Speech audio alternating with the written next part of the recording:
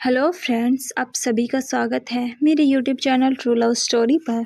और मेरी कहानी the perfect marriage GL love story. तो चलिए इस कहानी के चैप्टर नंबर 5 को स्टार्ट करते हैं। रिया और संजीत को सदमा। रिया और संजीत जो दोनों घर जा रहे थे। संजीत रिया को उसके घर छोड़ने गया था, लेकिन जब रिया वहां पहुंची तब उसे पता चला कि घर में कोई नहीं है, इसलिए वो संजीत के साथ उसके घर आ गई। वो दोनों आपस में बात करते हुए घर के अंदर आते हैं और जब रिया अपनी बहन को देखती है तो वो खुशी से उसे गले लगा लेती है, लेकिन फिर वो जब उससे अलग होती है तो वो दोनों हैरानी के साथ रश्मि को देख रहे थे। रिया ये देखकर कहती है, दी ये क्या है, आप ऐसे कैसे? जिस पर संजीत भी कहता है, दी आपने शादी के कपड़े क्यों पहने हैं? क्या आप कोई प्ले कर रही हैं या कुछ और?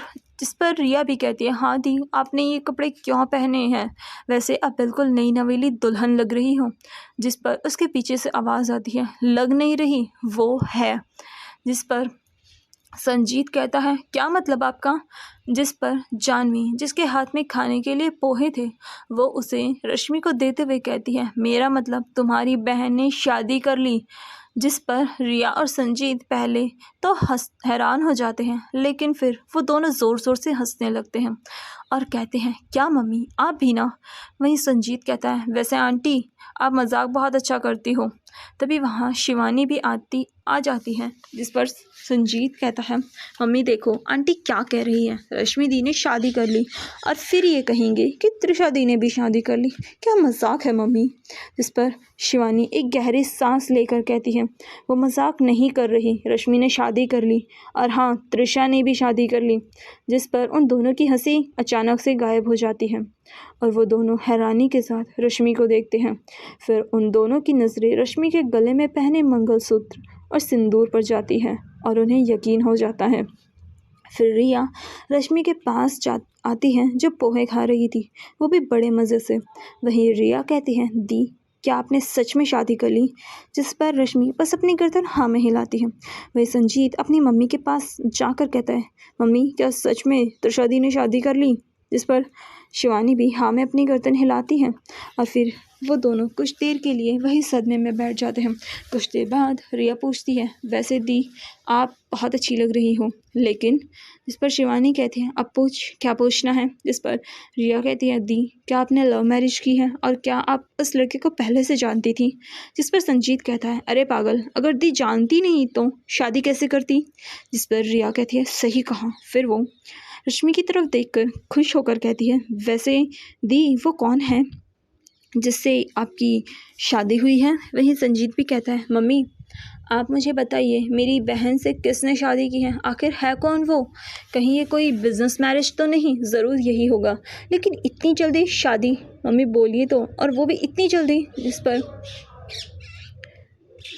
जिस पर शिवानी रश्मि की तरफ हाथ करके कहती है, उससे, और अब तुम ही उससे पूछ लो। जिस पर संजीत हैरान होकर कहता है, मतलब? जिस पर जानवी कहती है, मतलब त्रिशा ने रश्मि से शादी की और इन दोनों ने एक दूसरे से शादी की। और फिर वो उन्हें सारी बातें बताती हैं और वो दोनों ये सुनकर सदमे में चले जाते हैं और हैरानी के साथ कहते हैं, क्या त्रिशा दी और रश्मि दी ने आपस में शादी कर ली? और वो दोनों फिर हैरानी से रश्मि को देखते हैं। कुछ देर बाद वो दोनों ठीक हो जाते हैं, लेकिन फिर भी हैरानी से देख रहे थे। फिर रिया कहती है, वैसे दी आप कैसे त्रिशा दी के साथ रहोगी? जिस पर शिवानी कहते हैं, वैसे ही जैसे सब रहते हैं। जिस पर रिया कहती है, आंटी आप भूल रही हैं, ये दोनों लड़कियां हैं। इस पर शिवानी और जानवी दोनों से घूर कर देखती हैं। वही संजीत जब बोर हो रहा था वो कहता है, मम्मी मैं अपने कमरे में सोने के लिए जा रहा हूँ। जिस पर शिवानी कहती है, ठीक है, लेकिन खाने से पहले उठ जाना। जिस पर संजीत हाँ कहकर वहाँ से चला जाता है। वहीं उसके जाने के बाद रिया कहती है, वैसे मम्मी क्या सारी रस्में हो गई या कोई बची है? जिस पर जानवी कहती है, सारी रस्में हो गई, कोई भी नहीं बची। जिस पर रिया एक शैतानी हंसी के साथ कहती है, मम्मी क्या सुहागरात भी हो गई? इस पर जानवी उसे डांटते हुए कहती है, बदमाश, बताऊं तुझे सुहागरात? शायद अब तो भूल गई कि ये दोनों लड़कियां हैं। इस पर शिवानी कहती है, लड़की है तो क्या हुआ, सुहागरात तो होगी और मुझे यकीन है कि मेरी बेटी तुम्हारे इस बच्चे को छोड़ने वाली नहीं है। इस पर जानवी कहती है, कहीं तुम्हारी बेटी शिकार ना हो जाए और कहीं कमरे से उसकी आवाज़ें ना आए। जिस पर शिवानी कहते हैं, वैसे मेरी बच्ची बचपन से डोमिनेटिंग रही है और इस बार भी वो डोमिनेटिंग ही रहेगी। इस पर जानवी कहती है, वो तो देखा जाएगा, कोई क्या करेगा। जिस पर रिया रश्मि से कहती है, दी कुछ भी हो जाए लेकिन रात को आप ही टॉप करना और त्रिशा दी की चीखें निकलवा देना। वहीं अपनी बहन और मम्मी की ये बेशरम बातें सुनकर रश्मि का चेहरा शर्म से लाल हो रहा था और वो अब बस यहाँ से भाग जाना चाहती थी। उसका मन कर रहा था कि यहाँ गड्ढा खोदकर उसमें कूद जाए। जब वो बातें कर रही थी कि तभी शिवानी अचानक कहती है, लेकिन आज तो सुहागरात नहीं हो सकती। इस पर जानवी कहती है, हाँ मैं कैसे भूल गई, आज तो ये नहीं हो सकता। इस पर रिया कहती है, लेकिन क्यों मम्मी। जिस पर शिवानी उसे बताती है, जब तक ये दोनों हमारी कुलदेवी के दर्शन ना कर ले तब तक एक साथ एक ही कमरे में नहीं रह सकते। जिस पर रिया कहती है, ओह लेकिन हम वहाँ कब जाएंगे। जिस पर शिवानी कहती है, हमें कल ही जाना होगा। मैं आज ही त्रिशा को तैयारी करने के लिए कह दूंगी। जिस पर जानवी कहती है, ठीक है हम कल चलेंगे, लेकिन तब तक रश्मि। जिस पर शिवानी कहती है, तुम अब आज यहीं रुक जाओ, वैसे भी कल तो हमें सुबह जल्दी जाना होगा, तो क्यों ना तुम सब यहीं रुक जाओ, रश्मि तुम्हारे साथ ही रहेगी आज रात। जिस पर रिया उदास होकर कहती है, तो आज दी की सुहागरात नहीं होगी। जिस पर जानवी उसके कान खींचते हुए कहती है, अच्छा तुम्हें बहुत जल्दी है सुहागरात की, तो क्यों ना तुम ही त्रिशा के साथ सुहागरात मना लो।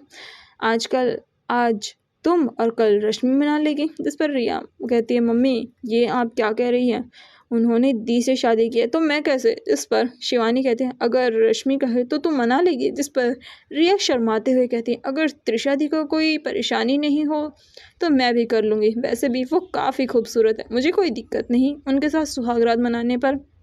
वहीं फिर वो दोनों हंसने लगती हैं क्योंकि वो मजाक कर रही थी। वहीं रश्मि का चेहरा शर्म से लाल हो रहा था। जिस पर रिया उसे गले लगाकर कहती है, मम्मी देखो दी तो अभी से लाल हो गई, जब सुहागरात होगी तो क्या होगा। जिस पर रश्मि उसके हाथ पर चपेट मारकर कहती है, हट बदमाश, कोई अपनी दी को ऐसे परेशान करता है। फिर वो तीनों रश्मि को गले लगा लेती है और हंसने लगती हैं। वहीं रात को रश्मि अपनी मम्मी के पास सोती है और त्रिशा अपने कमरे में। जब शिवानी ने उसे इन सब के बारे में बताया तो त्रिशा एक बार कहने पर ही मान गई और उसने रात को ही सब कुछ कर दिया, और जिससे वो कल सुबह कुलदेवी के मंदिर जाने के लिए जल्दी निकल सके। चैप्टर नंबर 5, कुलदेवी के मंदिर। रश्मि जो एक बच्ची की तरह सो रही थी, बिना किसी फिक्र के वो अपनी आंखें खोलती है, लेकिन वो कुछ देर के लिए हैरान रह जाती है क्योंकि ये उसका कमरा नहीं था, ये उससे अलग था। वो बिस्तर पर बैठकर अपनी आंखें मसलने लगती है और खुद से कहती है, ये मैं कहाँ हूँ।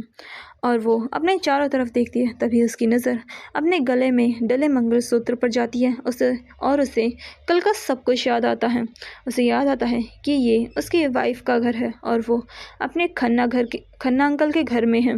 तभी उसे दरवाज़ा खुलने की आवाज़ आती है। दरवाज़ा खुलता है और जानवी अंदर आती है, ये कहते हुए, रश्मि बेटा अब उठ जाओ। वहीं अपनी मम्मी की आवाज़ सुनकर रश्मि दरवाजे की तरफ देखती है और फिर जानवी उसे देखकर उसको गले लगाकर माथे पर किस करके कहती है, ओ मेरा बच्चा उठ गया।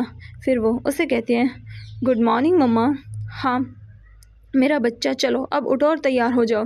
जिस पर रश्मि कहती है, किस लिए मम्मी। जिस पर जानवी उसे उठाते हुए कहती है, क्योंकि आज हम कुलदेवी के मंदिर जाएंगे।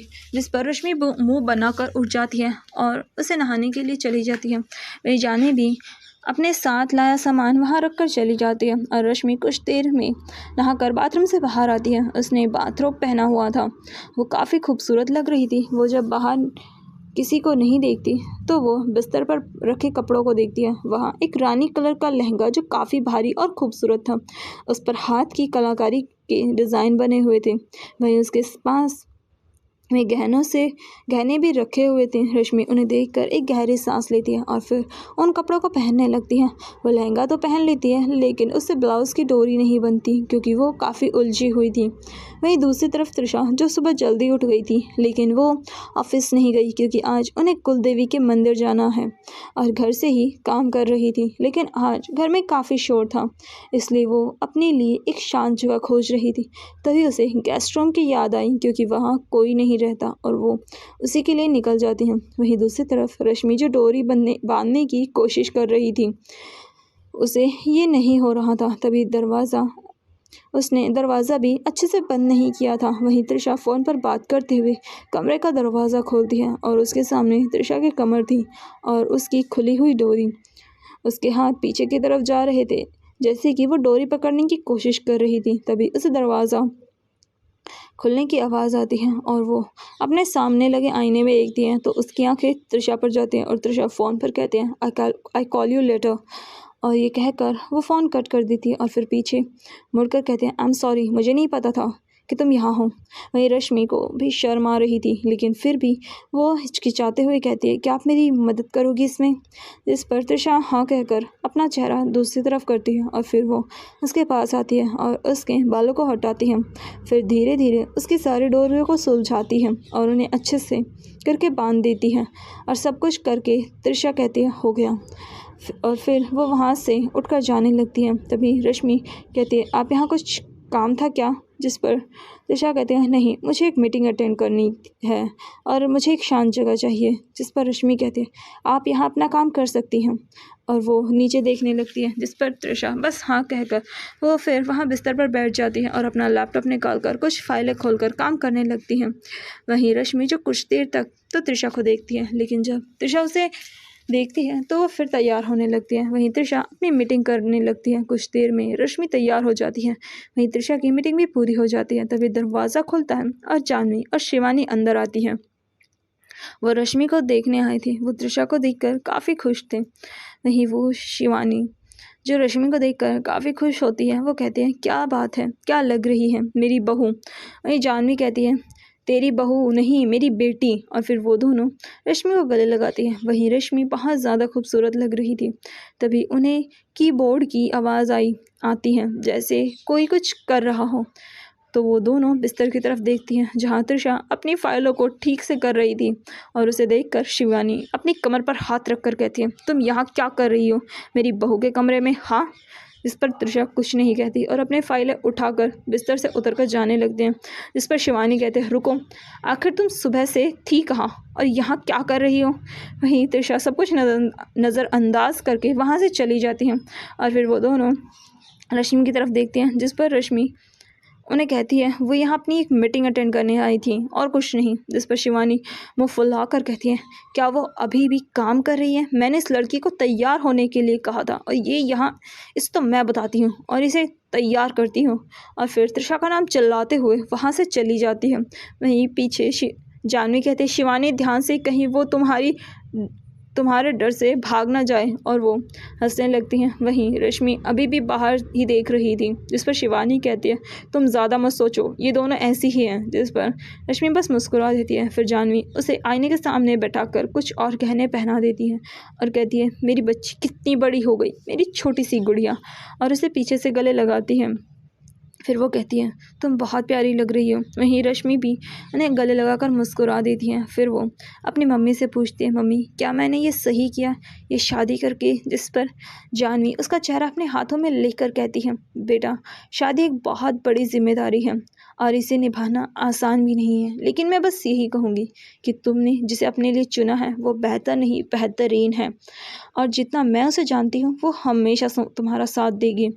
जिस पर रश्मि हाँ कहती है। फिर जानवी कहती है बेटा तुम भी उसके साथ रहना, और एक रिश्ते की नींव होती है भरोसा, और वो तुम्हें उस पर करना होगा। जिस पर रश्मि अपनी मम्मी को गले लगा लेती है। फिर जानवी उसकी पीठ थपथपाते हुए कहती है मुझे यकीन है कि मेरी बच्ची इस रिश्ते को ज़रूर निभाएगी।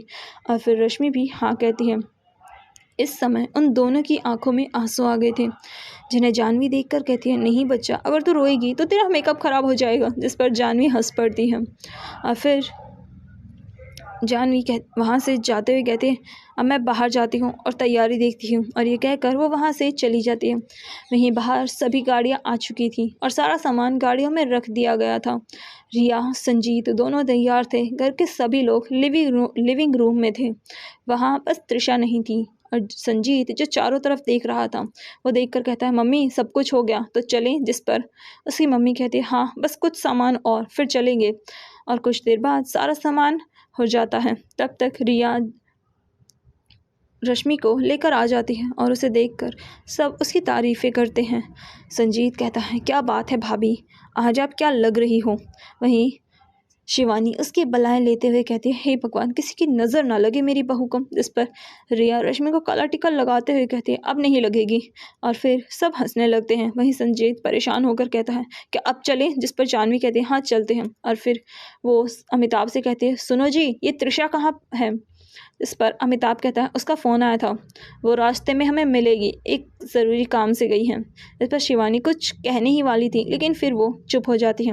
वहीं अब सब लोग कार में बैठने के लिए जाते हैं। रिया रश्मि को कार में बैठाने वाली थी। जिस पर शिवानी कहती है रिया रश्मि को उस कार में बैठाओ। जिस पर रिया कहती है लेकिन क्यों आंटी, क्या दी हमारे साथ नहीं चलेगी। जिस पर वो कहती है रश्मि ने बहुत सारे गहने पहने हुए हैं और उसका लहंगा भी काफ़ी भारी है, इसलिए तुम उसे उस ब्लैक लैम्बोर्गिनी में बैठा दो, वो उसके लिए ज़्यादा आरामदायक है। जिस पर ये हाँ कहती है और वो रश्मि को उस कार में बैठाकर जैसे ही खुद बैठने वाली थी तभी जानवी उससे कहती है तुम यहाँ बैठोगी, और वो जाकर रश्मि की कार का दरवाज़ा बंद कर देती हैं। और रिया कुछ कहना चाहती थी लेकिन फिर चुप हो जाती है। फिर फिर सब लोग कार में बैठ जाते हैं और कार शुरू हो जाती हैं। वहाँ से एक साथ 4 कारें निकलती हैं। वहीं रिया अंदर बैठकर कहती है मम्मी आपने मुझे यहाँ क्यों बुला लिया, दी वहाँ अकेली होगी। जिस पर जानवी कहती है क्या तुम हमारे साथ जाओगी, और किसने कहा कि तुम्हारी दी अकेली है। इस पर रिया और संजीत भी समझ जाते हैं और वो दोनों कुछ नहीं कहते। वहीं दूसरी तरफ रश्मि जो कार में अकेले बैठी हुई थी, वैसे तो ये कार बहुत आरामदायक है लेकिन फिर भी उसके भारी लहंगे और बाकी सब के कारण उसे थोड़ी परेशानी हो रही थी। 15 मिनट बाद कार रुकती है, उसे कुछ समझ नहीं आता। तभी उसके पास का दरवाज़ा खुलता है और वह जैसे ही उस तरफ देखती है तो वहाँ पर त्रिशा उससे मैचिंग आउटफिट में तैयार खड़ी थी। वो कार में बैठती है और फिर उसके इशारे पर कार फिर से चलने लगती है। वही रश्मि चुपचाप वहीं बैठी रहती है। रास्ता काफ़ी लंबा था इसलिए त्रिशा अपना काम करने लगती है। वहीं रश्मि को नींद आ जाती है और वो सो जाती है। तो चलिए फ्रेंड्स मिलते हैं इसके नेक्स्ट पार्ट में। तब तक के लिए मेरे चैनल को लाइक कीजिए, शेयर कीजिए, सब्सक्राइब कीजिए और हाँ कमेंट करना ना भूलें। Thank you, bye bye and take care.